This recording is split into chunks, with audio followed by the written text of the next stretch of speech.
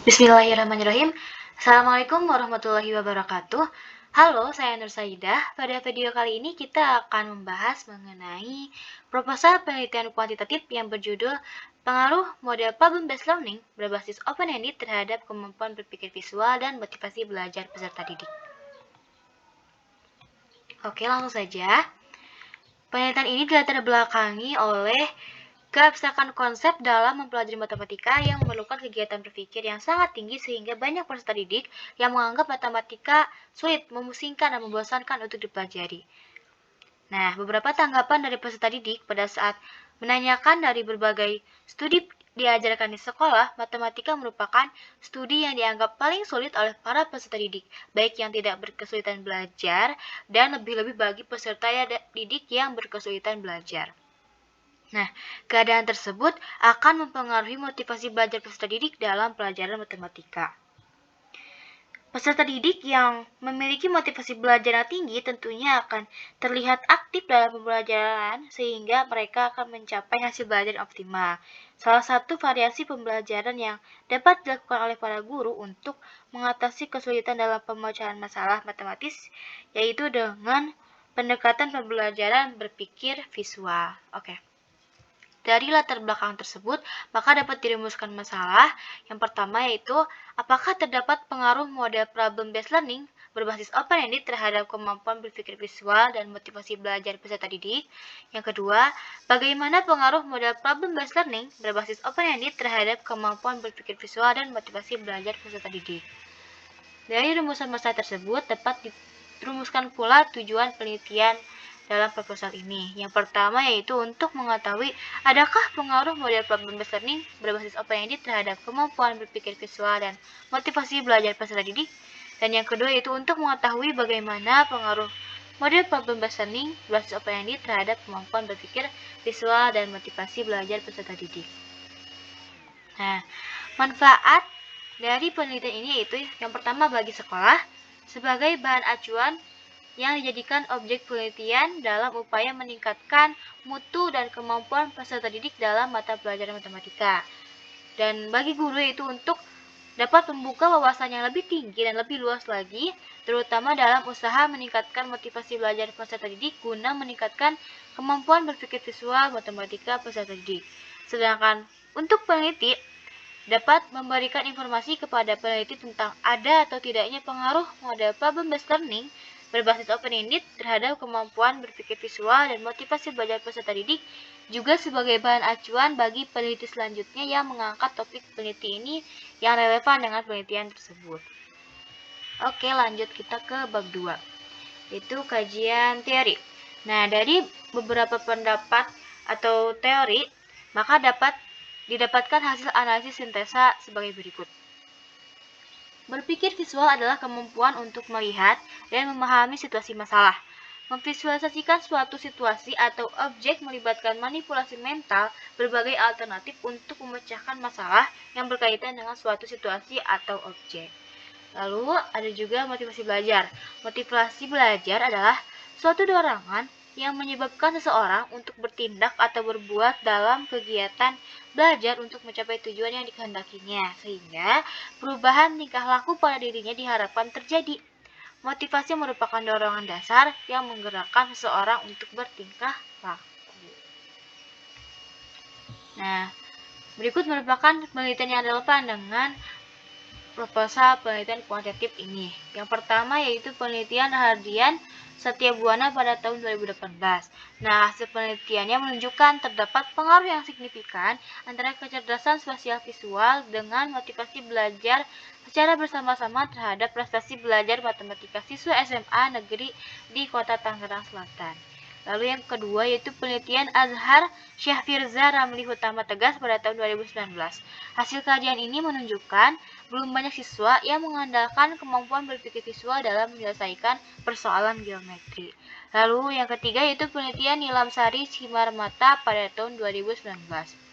Visualisasi dapat menjadi alat kognitif yang kuat dalam masalah pembacaan matematika. Hal ini ditandai sebagai keterampilan yang penting dalam pembelajaran dan penerapan matematika serta membangun karakter positif bagi siswa. Lalu yang selanjutnya yaitu kerangka berpikir proposal penelitian kualitatif ini. Nah, apabila peserta didik memiliki motivasi yang tinggi dalam kegiatan pembelajaran matematika, maka dapat diprediksi pula bahwa peserta didik tersebut akan mempunyai rasa ingin tahu yang lebih besar untuk memahami segala permasalahan yang ada dalam pelajaran matematika. Peserta didik cenderung rajin mencari informasi dalam mempelajari matematika secara luas dan mendalam. Nah, peserta didik akan bertindak secara kreatif untuk menghadapi tugas-tugas pelajaran matematika yang baik dan benar. Begitu juga dengan kemampuan berpikir matematika. Apabila guru menyesuaikan metode belajarnya dengan memvisualisasikan matematika, kemungkinan peserta didik akan mendapatkan prestasi belajar matematika yang lebih optimal. Nah, begitu ya.